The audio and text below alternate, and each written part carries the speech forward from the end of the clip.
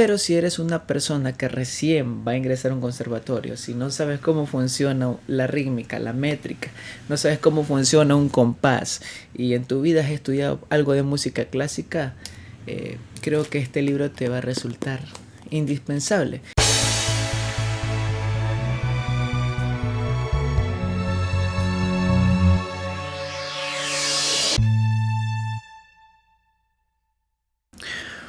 Buen día, hoy vamos a ver el video del primer libro musical. Me estaba preguntando qué libro abordar en esta oportunidad y lo primero que me vino a la mente fue abordar un libro de introducción a la música como tal. Así que decidí compartir con ustedes cómo escuchar la música de Aaron Copland. Un libro prácticamente de introducción a la música. Y bueno, vamos a ver un poquito de qué trata, ¿no? En suma, la estructura del libro, voy a permitirme leerles el sumario general, porque el libro está compuesto de dos sumarios, uno más específico, pero en breves rasgos, aparte de la introducción, de las notas del autor, del prefacio y del testimonio de gratitud, tenemos lo que son preliminares. Como segundo, cómo escuchamos la música. Tercero, el proceso creador en la música. Cuarto, los 4 elementos de la música. 5, la textura musical. 6, la estructura musical. 7, las formas fundamentales. 8, la ópera y el drama musical. 9, la música contemporánea. 10, la música de películas. Y termina con el 11, que se llama del compositor al intérprete y de este al oyente. Bueno, termina con una serie de apéndices, una lista de obras, bibliografías, un índice analítico y el índice general. Es un libro pequeño, yo tengo esta edición del Fondo de Cultura Económica. Es un libro aproximadamente de 280 páginas, redondeando 300, pero en texto como tal unas 260. Y bueno, eso en cuestión de la estructura del libro. Las páginas, repito, tengo esta edición del Fondo de Cultura Económica. Hay como 3 de esta misma editorial, pero mi año de esta edición, de esta reimpresión, es del 2020 en realidad. Y tiene esta figura como de una chica escuchando y dejando volar la imaginación. Bien, el libro comienza con un acápite, con una pregunta: ¿cómo escuchamos? Y bueno, Copland divide en 3 partes la escucha musical. La primera tenemos el plano sensual. Dice Aaron Copland que es el modo más sencillo de escuchar por el puro placer que produce el sonido musical mismo, es decir, aquella música que el oyente lego, el oyente principiante, se sienta o la escucha mientras lava los platos. Aquel tipo de escucha que genera placer, aquel tipo de escucha musical que te permite llorar, que te permite, por ejemplo, excitación sexual en caso de ciertas canciones. Y por qué el oyente, el ego, se asimila con este tipo de escucha sensual, prácticamente a lo sentimental, ¿ok? Tenemos como segundo el plano expresivo, y aquí es un poquito ligado al compositor más que al oyente. Dice Aaron Copland que toda música tiene poder de expresión, una más, otras menos. Siempre hay algún significado detrás de las notas. Y algo que me llamó la atención, y lo voy a citar, es algo de que ya Schopenhauer hablaba en su texto El mundo como voluntad y representación, hablaba de la música. Y Aaron Copland, sin aludir a Schopenhauer, menciona: ¿quiere decir algo la música? Mi respuesta a eso será sí. ¿Y se puede expresar con palabras lo que dice la música? Mi respuesta a eso será que no. En eso está la dificultad. Bueno, no tiene aproximaciones filosóficas porque es un libro para principiantes. Y como libro para principiantes, no es muy conveniente que meta cuestiones filosóficas musicales. Eso en cuestión del plano expresivo. La música tiene que decir algo. tiene que transmitir algo, sentimientos, lo que ustedes quieran. Al final del día tiene un mensaje que decir. Muchos de estos se han encargado también, por ejemplo, los estudios musicológicos.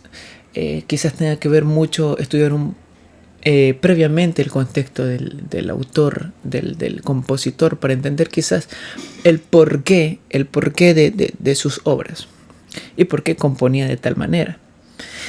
Y tenemos el tercer plano, que es el plano musical, así lo llama Copland. Y bueno, este es el plano más difícil porque en realidad ya este plano musical concierne al músico un poco más experimentado, al músico que ya sabe un poco de lectura musical, algo de instrumentación, saber cómo funciona la organología de los instrumentos, cómo componer para eso, por ejemplo, pero necesita prácticamente el conocimiento previo de la música. El plano musical en sí no es para el ego, ¿ya? Entonces es para personas formadas un poquito en este contexto. Luego tenemos otro acápite que se llama el proceso creador en la música.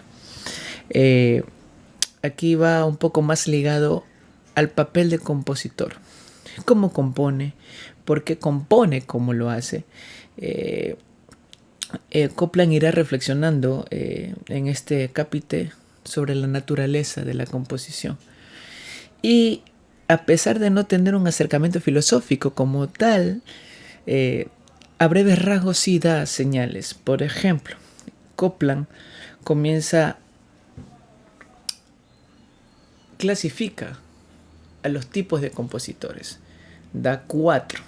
El primero es el compositor de inspiración y pone ejemplo a Schubert, pero él da una serie de explicaciones donde el compositor es este sujeto que se inspira, ¿sí? El sujeto que se inspira y compone prolíficamente. Luego tenemos el compositor constructivo, que a partir de una célula rítmica, una célula melódica, pues compone una estructura, ¿ya? Una estructura que es imposible medirla. Y un ejemplo de esto es Beethoven. A Beethoven Copland lo considera como un compositor constructivista, que construye, ¿ya? Tenemos como tercero el compositor tradicionalista como Palestrina y Bach, que parten de un patrón en vez de un tema, ¿sí? Y el cuarto compositor, y esto lo da como plus en el texto, tenemos al compositor explorador como Barés, como Debussy. Y estos compositores, pues, si escuchamos un poquito de las obras de Debussy, pues vemos que experimenta un poquito con la tonalidad, con los modos. Bueno, en una época donde experimentar, pues, era algo muy, muy, muy nuevo. Otro acápite que también tiene son los 4 elementos de la música. Sin embargo, no voy a profundizar en estos porque profundizar en melodía, armonía, timbre y ritmo, pues sería un capítulo entero para cada uno. Pero prácticamente a estos 4 elementos de la música se refiere Copland en este acápite: al ritmo, a la melodía, a la armonía y al timbre. De hecho, el timbre es un tema más complejo que lo trata él en su texto. Tenemos la textura musical como otro capítulo. Y aquí, bueno, también no voy a ahondar mucho. Tiene 3 especies de textura musical según Copland: la monofónica, la homofónica y la polifónica. Y en el texto da ejemplos de cada una de ellas. Y lo mejor es que aparte de ciertas partituras, ciertos fragmentos, te da también ejemplos que puedes ir a escuchar. Ahora con la tecnología, pues ya no es necesario una orquesta que te esté tocando las canciones, sino que puedes ir a YouTube. La estructura musical es el siguiente acápite. Y bueno, aquí aborda cómo está compuesta estructuralmente una obra musical. El capítulo que sigue trata sobre las formas fundamentales. Y no es lo mismo que la estructura. Las formas fundamentales, por ejemplo, divide la forma por secciones. Dentro de esto está la forma binaria, la forma ternaria, la forma rondó y la forma libre por secciones. Luego viene la variación. Por ejemplo, pone el basso ostinato, pasacaglia, la chacona y el tema con variaciones. Luego viene la forma fugada, que es la fuga, el concierto grosso, preludio coral, motetes, madrigales. Tenemos la forma sonata, que ahí describe la sonata como un todo, la forma sonata propiamente dicha y la sinfonía. Tenemos las formas libres y ahí describe lo que es el preludio y lo que es el poema sinfónico.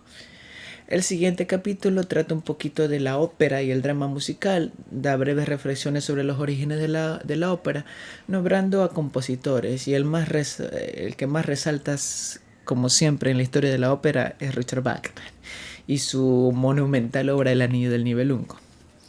Luego seguimos con la música contemporánea, y bueno, da breves reflexiones sobre la música del siglo XX.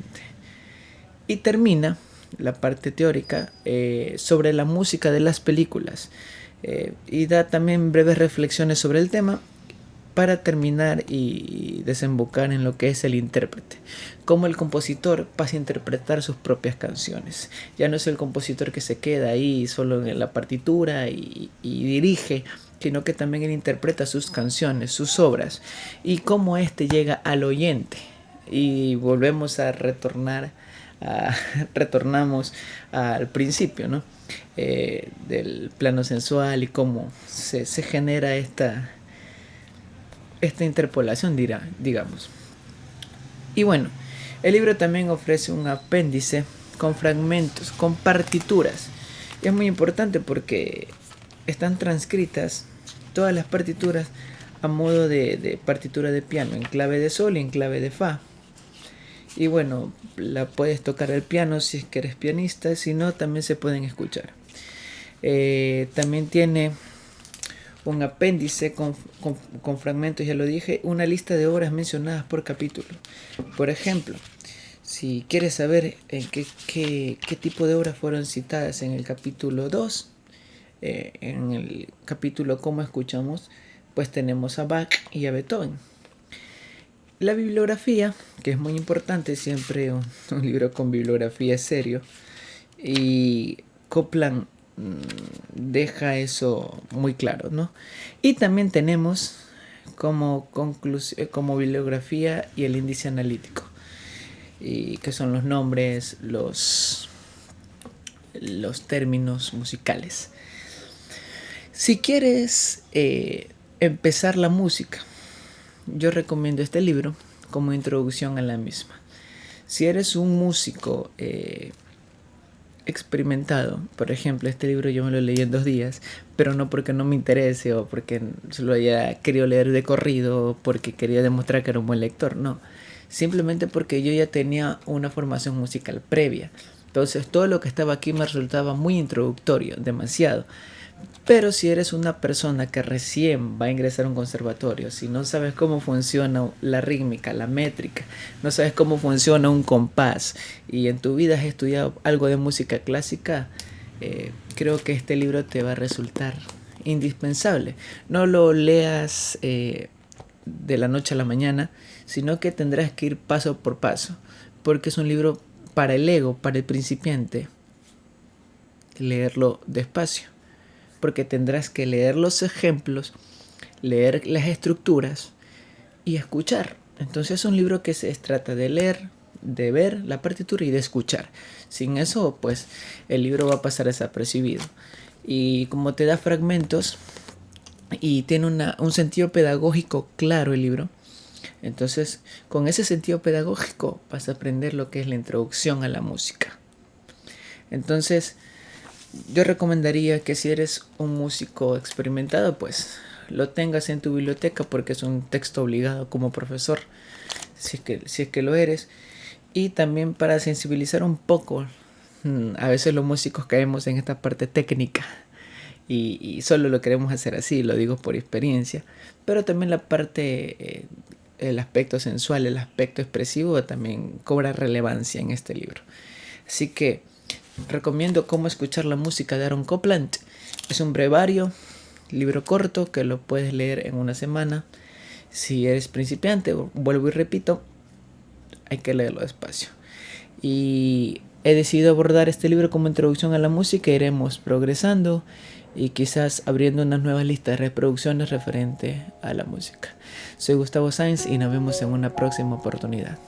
Chao.